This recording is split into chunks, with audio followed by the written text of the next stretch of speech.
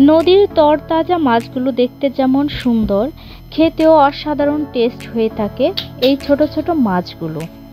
আসসালামু আলাইকুম, hello viewers, আশা করি সকলেই ভালো আছেন। আজকে আমি রান্না করব নদীর তরতাজা ছোট ছোট মাছ। এই জন্য আমি টমেটো, পেঁয়াজ, কাঁচামরিচ কেটে নিয়েছি। এখানে মাছগুলোকে আমি কেটে ধুয়ে পরিষ্কার করে নিয়েছি। এখানে দেখেন কত রকমের ছোট ছোট মাছ।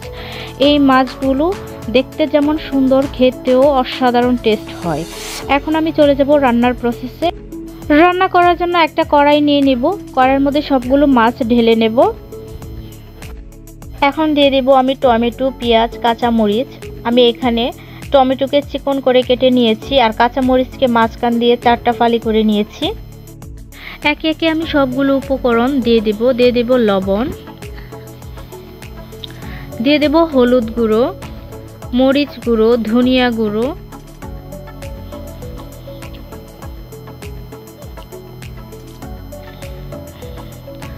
সবগুলো উপকরণ দেওয়া হয়ে গেলে ভালো করে মাখিয়ে নিতে হবে।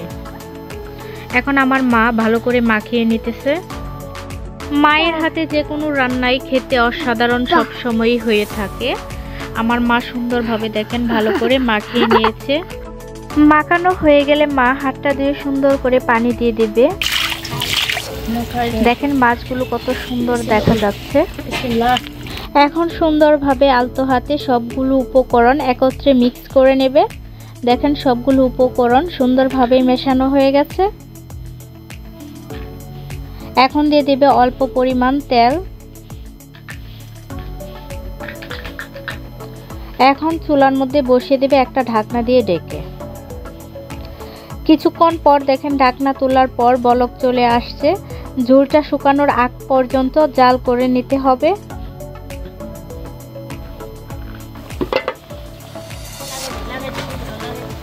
এইভাবে আমি কিছুক্ষণ পর পরই ঢাকনা তুলে নেড়ে ছেড়ে দিব, আবার ঢাকনা দিয়ে কিছুক্ষণের জন্য ঢেকে দেব। যেহেতু ছোট মাছ খুব বেশি নাড়াচাড়া করলে ভেঙে যাবে, তাই কিছুক্ষণ পর পরই আমি জাল দেব আর একটু নেড়ে ছেড়ে দেব।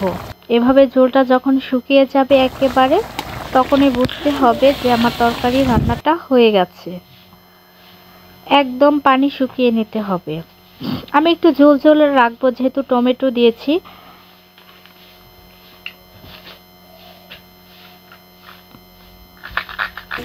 আমার রান্নাটা প্রায় হয়ে গেছে।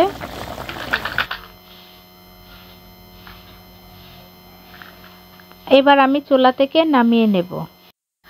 রান্না করা হয়ে গেছে, এখন খাবার পালা। এই মাছগুলো যেভাবে রান্না করেন না কেন, সঠিকভাবে মশলার পরিমাণটা ঠিক হলে খেতে অনেক মজা হবে। কারণ এগুলো নদীর তরতাজা মাছ। নদীর মাছ এমনিতে অনেক টেস্ট হয়ে থাকে। আজ এ পর্যন্তই। সকলেই ভালো থাকবেন। কথা হবে নেক্সট কোনো ভিডিওতে। আল্লাহ হাফেজ।